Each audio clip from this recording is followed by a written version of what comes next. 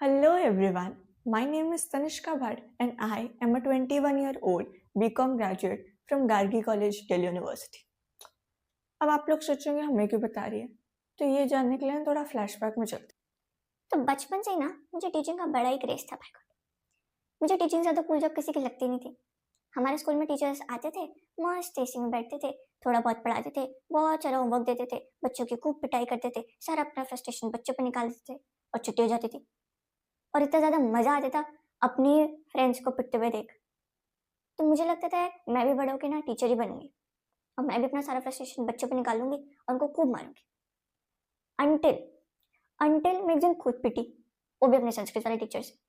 मतलब मैथ्स वाले टीचर से पिटे रहती या साइंस वाले टीचर से पिटे रहती या इंग्लिश से पिटे रहती, तो कुछ समझ में भी आता कि हाँ चलो अभी तक है पिट गई, बट पिटी भी किससे? संस्कृत वाले टीचर से।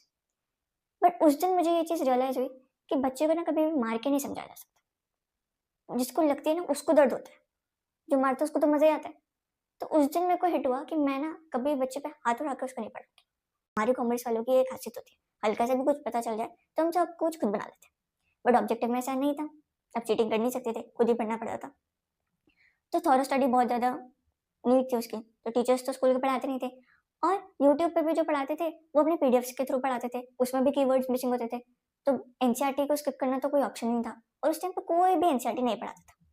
फिर जैसे ही 12th पास हुई फिर से एक भूकंप आया, वो था सीयूईटी। हमारी टाइम पे सीयूईटी को भी इंट्रोड्यूस करा दिया, वो भी पूरा ऑब्जेक्टिव बेस्ड था। फिर थॉरो स्टडी रिक्वायरमेंट थी।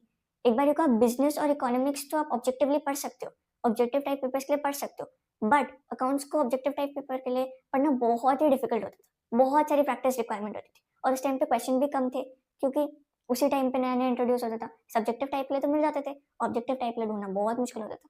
तो बहुत सारे सैम्पल पेपर खरीद के फिर उसमें कुछ क्वेश्चन नहीं समझ में आता था तो फिर गूगल करके फिर उसको थोड़ा बहुत रिलेट करके उसके बारे में पढ़ के फिर आंसर निकल देते, क्योंकि टीचर्स यूट्यूब पे कॉन्सेप्ट तो समझाते देते बट क्वेश्चन प्रैक्टिस फिर एक बहुत बड़ा गैप था जो नहीं कोई करवाता था। तो उस टाइम पे लगता था यार काश कोई ऐसा टीचर होता जो एनसीईआरटी भी पढ़ा देता, कॉन्सेप्ट भी पढ़ा देता, सब्जेक्टिव टाइप भी क्वेश्चन सॉल्व करा देता, ऐसे ऐसे समझा देता कि बिल्कुल एक बारी में आंसर्स क्लिक हो जाते। तब मुझे लगा कि मैं जब टीचर बनूंगी ना एक दिन, तो मैं ये सारी चीजें कवर करूंगी and I am really really thrilled to announce कि वो एक दिन आ चुका है। And I am introducing the first batch of my life, the batch which is closest to my heart, the batch of 11th and 12th graders, the batch of 26-27. So if you are in 12th standard or if you have just completed your 10th standard and willing to opt commerce in 11th standard, please subscribe the channel to be the part of this entire journey where I'll not just be focusing on concepts तो आप पढ़ ही लोगे, I'll be focusing on relatable examples जो आपके संग हमेशा रहे, जो आपको हर टाइम क्लिक करे। कोई भी क्वेश्चन आप पढ़ो तो उसी टाइम आपको इंस्टेंटली समझ में आ जाए कि किस टॉपिक से रिलेटेड है। I'll be covering numbers and numbers of objective question, numbers and numbers of subjective questions, हर चीज I'll be covering। और सिर्फ 12th स्टैंडर्ड तक ही मैं आपके साथ नहीं रहूंगी।